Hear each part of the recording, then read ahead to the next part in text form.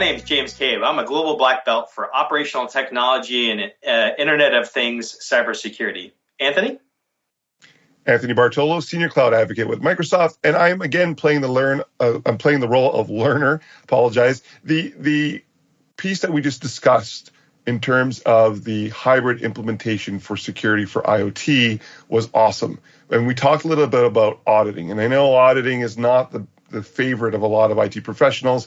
A lot of people see it as extra work, but it's important, and it's something that can help push the IT department out from the cost center to the investment center in the base of an organization, from the perspective of learning security tactics and what needs to be shored up in terms of attack vectors on an infrastructure, to even addressing basic efficiencies.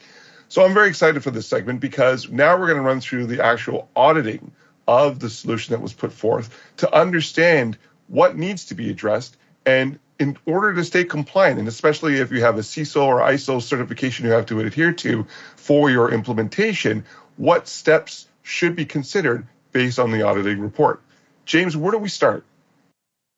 That's a great question. So last time we did mention that the Defender for IoT was an appliance, right? And there was two different ways we were going to deploy it, either in hybrid fashion where it was offline and not connected to the network because we had some issues to kind of overcome some obstacles, and we chose just grabbing a PCAP, or that we deployed and then hybridized it to get greater compliancy information. So that's where we're kind of at in our journey. So the thing we need to really pay attention to next is that we mentioned that there was a risk assessment versus actual compliancy pieces, right? So the risk assessment can be done completely offline, and it does give you some idea of how compliant you are and what the risk is for your particular network. That should help you lead into these other conversations. Now, to get this greater data, you would have to then be able to take the data dumps off this thing, the risk assessment, and be able to either dump it manually into a portal, or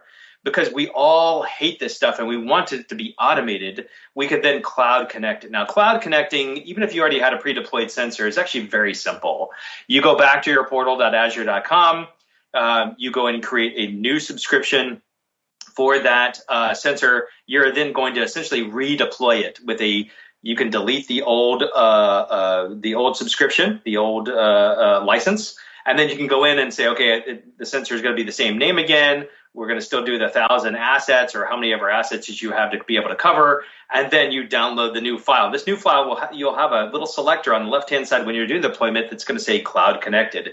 You're going to slide that slider over, make sure it's cloud connected. You're then going to direct the data to an IoT hub. And from the IoT hub, it then gets ingested. It becomes very, very academic afterwards because all the parsers are pre-built for you. You don't have to deal with building a content delivery network or a log manager to get any of that data in. It just, dare I say, automagical. So we're trying to make this very, very easy, if not simple. Simple and easy are two separate concepts completely, and everybody conflates the two all the time. But we're trying to make this easy for everybody there, right? So once you're cloud connected, you've redeployed the sensor, which doesn't delete any of the data on it or change anything in the sensor other than cloud connecting it from an air-gapped type of deployment. It will then send the data up to the IoT hub. From the IoT hub, you have a set of connectors that you can choose from. So one of them is the Azure Security Center, which the data can then flow into. There's already a bunch of pre-built compliancy reports, automatically in Azure Security Center, especially if you're a compliance manager subscriber. There'll be actual library of compliancies you can actually choose from, and then overlay your Azure Security Center, which gets fed by the Defender for IoT sensor. The second one of these is there is already a pre-built set of PowerBI templates. The connector to PowerBI is in the PowerBI piece. You're going to want to choose the cloud version of PowerBI to make this work. The on-prem version will work and will work directly connected to the sensor, but we can discuss that a little bit separately if we have to discuss. We're still dealing with some air-gapped environments that the sensitivity of the cloud is still maybe a little too early for people. So the compliance is not impossible. It's just a whole lot more complicated. So the very next steps that you've got there are going to be, what compliancy reports do you want? templates and stuff like that. Now, I know I shared with you some of those Power BI templates. Let's maybe discuss one of the ones that maybe pops up in front of you that you're interested in, and I'll tell you how we get the data out of the sensor and into it. So let's start right now with, I'm guessing the policy violation one is the one that's most interesting to me right now, because that stems into something's been added to the network. It's not compliant. Why is it there? We've seen the situations before. Somebody walks into the local retail store and takes it and brings it into the office, plugs it into the LAN.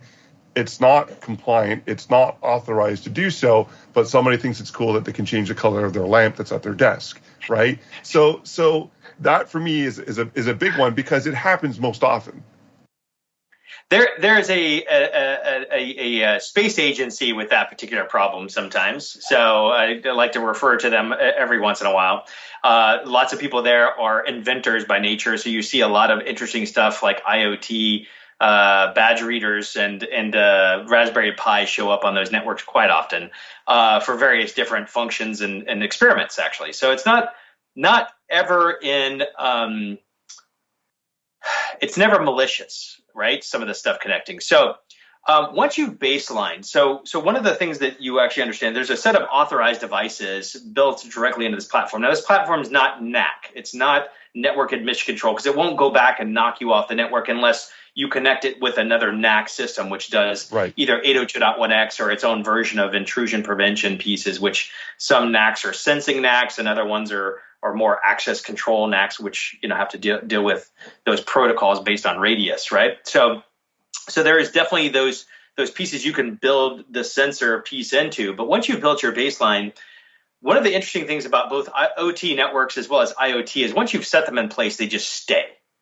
And the behavior of them doesn't really change all that much. When it starts changing, one of the protocol violations or policy violations you saw probably was, hey, this thing's starting to ask for a DHCP IP. There's many of these networks that are supposed to be 100% static. That thing should not be changed to be asking for a DHCP. That starts becoming a problem. That means maybe that thing can no longer talk on the network, or maybe somebody upgraded a firmware that made some sort of change or setting or rebooted it, or it lost its mind on the way back up again, and now you're going to have problems. So those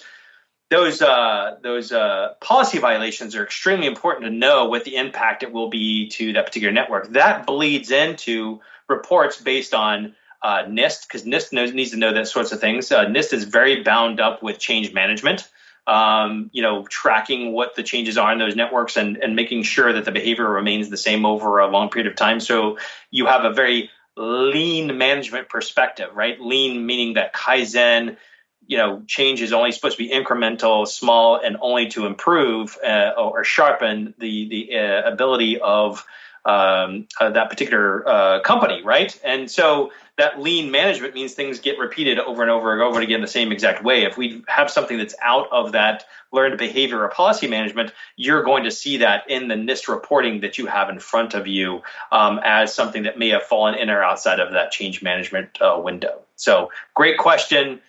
Perfect, portion of the reporting that you'll be able to get out of NIST. It also bleeds into the MITRE ATT&CK framework too. When you're talking about TTPs, there'll be certain changes that'll fall into that TTP scenario. That'll be detected inside that particular MITRE ATT&CK framework. So you can actually be helping on the hunting side as well, which is definitely where I want to be able to take this. We have compliance. Let's also talk about how we can actually use it on the hunt as well. And the MITRE ATT&CK framework very much bleeds into where that's at. So to hunt, one of the things to note about both the compliancy side that you saw there when we were talking about MITRE ATT&CK, as well as the actual sensor that gets deployed, downstream or a far field, if you want to put it that way, is that you want to try to push, compliance analytics up to the cloud, in an air that if you can still do it, unidirectional gateway or, air gap type environment or encrypted tunnels with lots of enforcement like zero trust. But when it goes far downfield, you want to be able to do as much of the analytics to stop all the noise out of the infrastructure you can, because that, if that thing's super duper chatty and the noise is greater, it's going to be harder for you to actually pull a resultant set of information from that compliancy side too. So noise down here means bad reporting up here, right? So we're going to try to filter out as much as we can using this NBAD system or network behavioral analytics detection To do so, to limit the number of alarms, you actually have to put most of your analytics or machine learning engines down into the field. And that's what we've done with the sensor, right? So now if you take a look at the event timeline on the sensor, actually, let me back up. Let's go take a look at the alerts. What is one of the alerts? And you'll notice in the alerts, there's a security section and an operational section. Because we're really concerned about security today, let's go ahead and pick one of these important alerts that's very, very, pops out at you that you want to try to cover. Let's go for the malware, and specifically the one pertaining to Black Energy. Great. So let's go ahead and click on that. And you'll notice a dialog window opens up.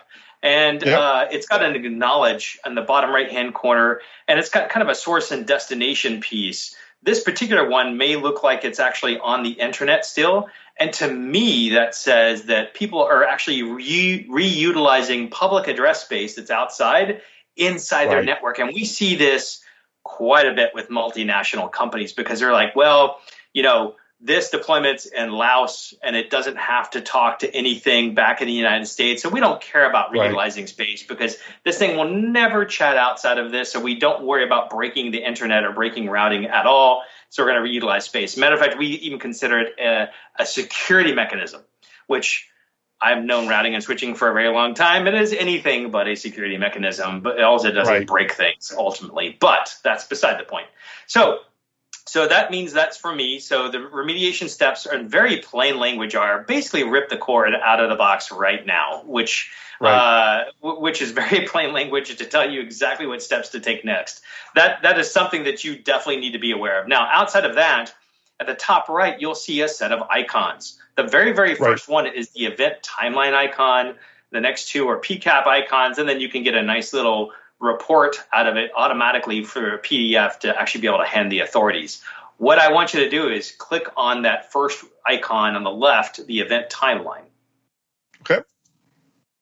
Now, when you get to the event timeline, you're going to notice that it's already broken up via all the logs. So you're not getting a mess of syslog about, oh, this is everything that happened or blah, blah, blah. Right. It will actually tell you, not just that FTP session started and stopped. It actually correlates this data, packs it together, and then even gives you the PCAP files to actually go back with evidence and actually tear it further apart. So you're actually getting maybe the entire impact, including the entire timeline and kill chain of the actual attack itself. So lowering the mean time to respond or the mean time to repair on these sorts of things is exactly what this thing was created for.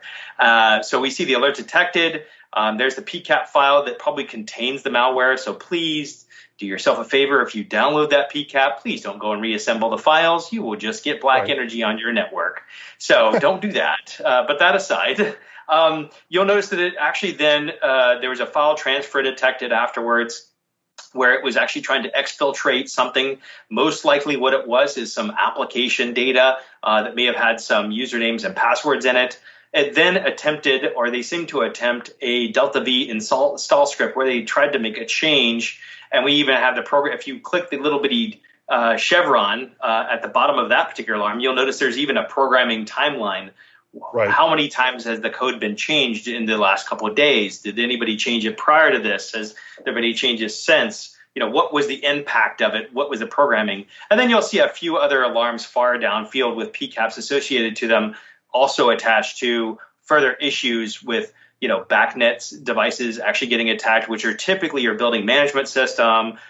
There was other transference or lateral movement of the malware that you can actually see, from that particular timeline. And then even a PLC upload where they tried to attempt either even further damage to the infrastructure. And we can actually hand a lot of that information between the source destination over to our operations people so we can start closing the loop and get the complete impact, using that particular timeline very, very quickly.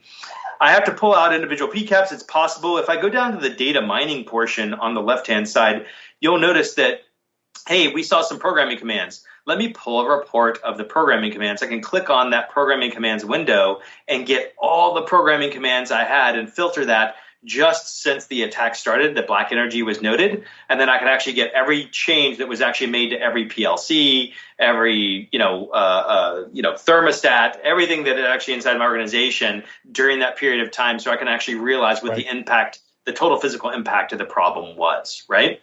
So I go down even farther down than that. I can even start using something called the attack vectors. I can actually either create a specific source destination that I wanted to see from that attack. So if I go and create a simulation, I can actually source it from the attack source, which is that black energy device. And then I just do all target devices and see what the possibilities were for it to get even deeper into my organization, and then run those simulations so I can then tabletop what the further perspectives are of where they could have reached and where we might need to go shine a flashlight before we've said, okay, we're done now.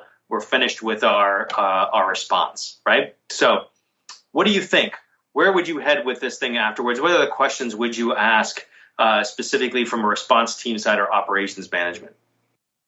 Well, firstly, this is hugely beneficial, right? From a forensics perspective, this would have had to have done manually prior to, or using a barrage of applications to understand how the attack is actually occurring, and then doing guesswork and piecing those applications results together to get this output. So this for me is such a time saver in terms of capturing this information. I'd like to know how my architecture now has been affected in regards to this malware being deployed, and what information is trying to be extrapolated from my network. Yep. So to that, the data mining portions will be extremely, efficient whenever it comes to exactly what kind of reports we want to pull, because then we can actually filter on the devices we know to be infected and pull a set of reports directly from that about non-specific channels that they were using. So maybe they were using something to exfil over a special port. I can then track what happened with that particular port, maybe even be able to pull information from firewalls or routers or switches that I had from the organization as well, and then be able to pull what further operational impact it is using those data mining reports, hand them up to management, and that can then be dispersed to various teams within the organization. I can even take a look at the remote access report as well, both specific to that device as well as some of the other devices that would be in the scope of the attack that we got from the event timeline. And that would be able to show me other exfil processors, or maybe even further CNC or C2 networks, that are actually still resident. Because one of the biggest problems that we see is that, especially when people get attacked by ransomware, they get the first pop, all of a sudden the second one comes, and then the third one comes. And why am I continuously getting attacked? Well, there's two different possibilities. One is they know that I'm a soft target, right? And my cybersecurity is ineffective against some of their attacks. The second one is I've left something internal to see all the things going on. It's quiet. It doesn't do anything until I'm ready to redeploy my ransomware again, because I see some big ACH or financial transaction going for the organization, and I know right now is my time. Or maybe the boss went on vacation, or the cybersecurity guy is out to, because he's got to go babysit, the kids or something else like that. That happens all the time nowadays. That's called human operated malware. And that is a huge problem nowadays. I know, try to just connect back those pieces that are happening nowadays in these organizations. So you make a good point with the exfil. It's definitely one of those things where what's going on in my network, being able to provide that kind of visibility just from the data mining reports from this. Now, this can all be pushed up into the cloud, into Sentinel as well. More than just you or someone who access to the sensor can get these. There are not just workbooks available to ingest the information, but there's also playbooks to automate a lot of the responses to this sort of stuff. So it doesn't have to be somebody that's super duper trained like myself or yourself that's done cybersecurity for 2 decades and we're ridiculously expensive. You have those new people that are in the front lines maybe that can actually start running workbooks and look very, very quickly like professionals. So if you hired new people inside your organization or trying to shore up your cybersecurity team with some new people, we make it very simple by actually having this stuff work directly with Sentinel and Azure Security Center, providing you with the playbooks to actually be able to do that response very quickly. Now, what's interesting about this, and especially because you're pushing this out to the cloud, using tools like Defender, not only does the protection around IoT, there's other aspects of the organization infrastructure that's also protected. There could also be through forensics that analysis that occur where, sometimes the attack occurs inside of an organization. It's a disgruntled employee, and they're trying to take your systems down or try to take your data and go elsewhere with it. Is there the ability to then trace out in somebody internally's route through architecture, regardless if it's IoT or not, to gain access to the data that's possibly stored on the edge or calculated on the edge, and having that full-on mapping and report then shared amidst the organization to show the forensics of how the attack actually occurred outside of just IoT? So incorporating the rest of the organization and the IoT aspect in one report. Well, that is actually exactly what we do with those particular playbooks as well, right? Whenever it comes to the reporting, both out of Azure Security Center as well as Sentinel. So once you've identified the identity of the person, first off, privileged identity access management will help you with those particular logs. There is Azure AD, which helps your organization understand what the privileged access is for that particular person very, very quickly through some of those same reports, know exactly what access they had inside the organization, be able to track it way outside of the IoT or the OT perspectives, which is really the machine perspectives, not the user perspectives of that particular organization. Bleeding the two together, though, because sometimes when it gets down to the machine level, it's no longer about the user ID anymore. It's about what access they had coming from workstations. And that's really where the identity manager, the privileged identity access, and that zero trust networking comes in, because some of that stuff bleeds into Defender for Endpoint. Some of that bleeds into PEM, and to be able to see where they're logged in and what they're accessing over that big timeline and pull in the report of exactly what they do is exactly what we provide on that, inside Sentinel, and be able to do the full tracking inside Sentinel. And that's just it, right? To be a security specialist, you have to, it's years of training, it's years of certifications, and it's not something that can be accomplished overnight. Tools like this, tools like Defender and Sentinel, provide you that capability to move a step forward in terms of detection, to have a holistic view of your architecture, from IoT to your endpoint devices to whatever machinery is being run. You can see where the data flows, and you don't have to be necessarily a security specialist. You can be an overseer. You can then take that forensic data, and if it's required to do analysis to a security specialist, you can, but you have that starting point of understanding what's occurring at your organization. And the risk assessment report itself, it is something else I want to dive into. It's something that you can then share with the business decision makers at your organization to either prove out the investment in terms of what you've done to secure your organization's information, or to show what needs to be invested into to ensure that everything's shored up to ISO, CISO standards. That's correct. So that risk assessment report, remember, is specific to the sensor. That data we can definitely pull out and send up to differential reporting, but really, getting the top 3 attack vectors for your network, getting all the patching that you have to do into a single report, getting the fact that you don't have backups for specific areas of your network, or there's no AV deployed, and all that comes in as part of the sensor data. All that was found inside the packet information that you're just not seeing. So knowing that there's expected mitigations and maybe not there, that's a huge revelation, because there's always this friction, and this is where I say this cybersecurity happens, is the friction between operational expectation and operational reality. Oh, this has been awesome, James. Thank you very much. This makes my job as an IT professional so much easier to pull the audit reports, to get to the information that I need to share with the business, to understand where investments have to be put forth, what security or attack vectors need to be shored up, and what I need to do to remediate all the possible problems that could occur amidst my organization pertaining to my IoT architecture. My pleasure, Anthony. Look forward to working with you again. Thank you so much. Definitely. Thank you.